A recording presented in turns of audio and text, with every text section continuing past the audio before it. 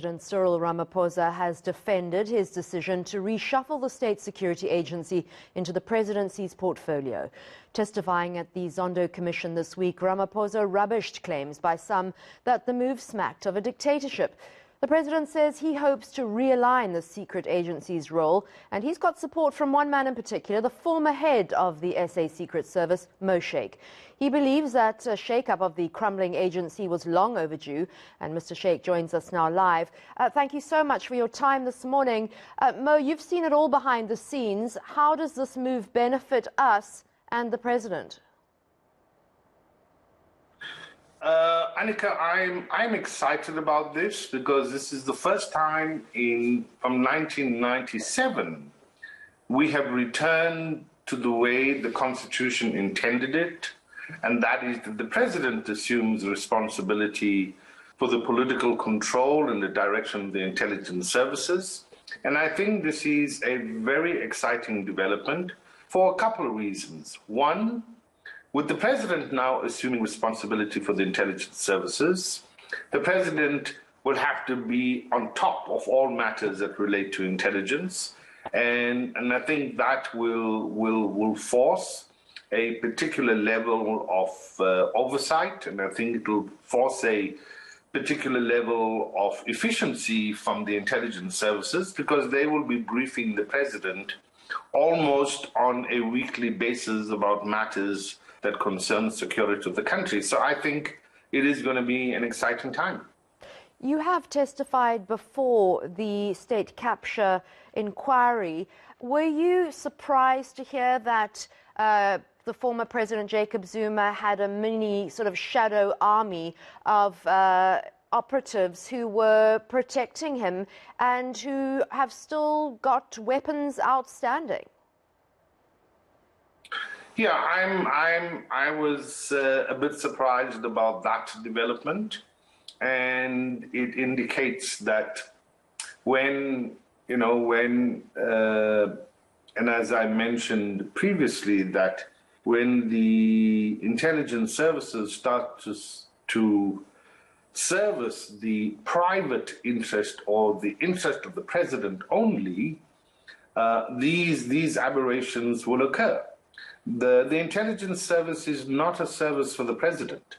As President Ramaphosa correctly gave evidence before the Zondo Commission yesterday, the intelligence services serve the nation, and that's in the Constitution. And I think what has happened under President Zuma has been an aberration of enormous proportions.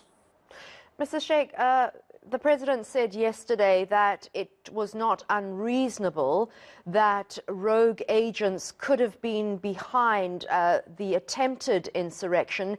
As president and as somebody who has been in a leadership role at state security, how would you manage to round up and identify these people who may have been very loyal to one political figure in the past? Well, it is rather simple. Each of those individuals or persons will be registered with the SSA, either as an employee or contract service provider. Their ID numbers will be available, their tax numbers will be available, etc. It's a simple matter of rounding them up, collecting the weapons, and if those weapons were used after forensic test, if those weapons were used in any of the July unrest, well, charge them. Simple, easy, doesn't need too many complications, but it means that the law enforcement agency must get its act together. It means the National Prosecuting Authority must get its act together. We should all get out of the slumber that we've been in and simply do your job. That is what's required by the law enforcement agencies today. How would you redesign or make sure that there are specific measures in place that make sure that state security and the intelligence services don't get maligned again and hollowed out to be loyal to one political figure? Well, Annika, the intelligence services dispensation was designed in 94, 95, was at that time best in class. It had all the checks and balances, it had all the institutional arrangements to ensure that intelligence is within the democratic fold. All of those institutions which are there must simply work. The Inspector General's office must work. The Parliamentary Committee on Intelligence Services must work. The designated judge that gives the judicial approval for covert collection of information, they must work. It is shocking to me that we have the institutions in place, but it is the institutions that do not perform their functions. Of course, when institutions do not perform their functions, you will have abuse. So the first step for me is to get the institutions working. And if we spend more time in ensuring that these institutions work, I think that will be an excellent starting point. Secondly, and I think this is the more important thing, with intelligence now reporting to the president will be acutely aware that if any violation of the intelligence services happens under his watch, he will be held responsible for it. And I think that in itself produces a tremendous amount of executive oversight. So again, and it's for those reasons we designed it in the first place like that. But of course, nothing can stop us, nothing can stop a president from going rogue. And what do we do when a president goes rogue? And I think what we are dealing with here is the consequences of having a leadership, a previous leadership that misdirected the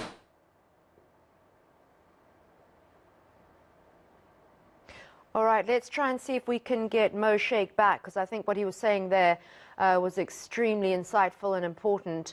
We'll try and pick up with him again in a few minutes and see if he can just finish his line of thought there. All right, Mr. Sheikh, sorry. We just had a technical breakup there. I was very interested in what you were saying. You were saying if a president goes rogue, the consequences can be quite dire. Yes, and I think what we've been subjected to, eNCA, in the last perhaps 10 odd years of the Zuma decade is what do we do when a president misdirects the intelligence services, as we have now seen. And I think it is there that the parliament, and I think it is there that the oversight mechanisms need to look at, to strengthen those things, to prevent a president from going rogue. And I think that's, no one ever foresaw that.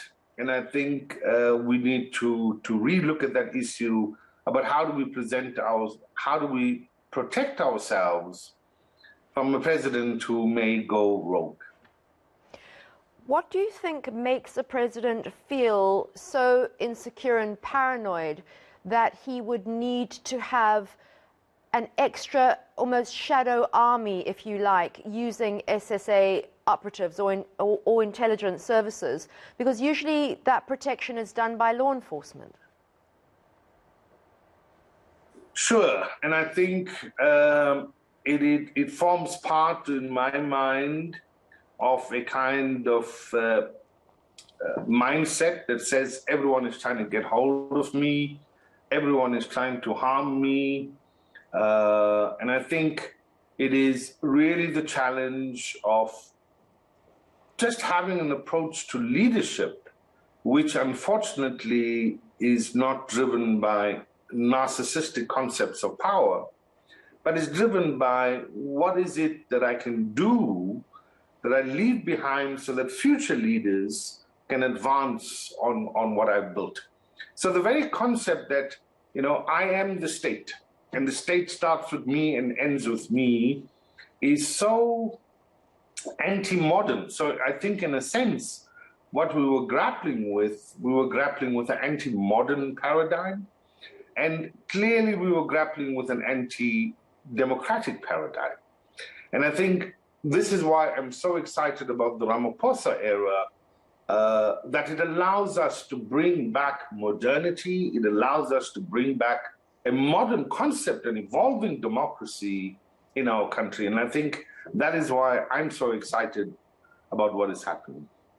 Mo Sheikh, thank you so much for sharing your institutional knowledge and analysis there for us. Former head of the South African Secret Service, Mo Sheikh, thank you once again.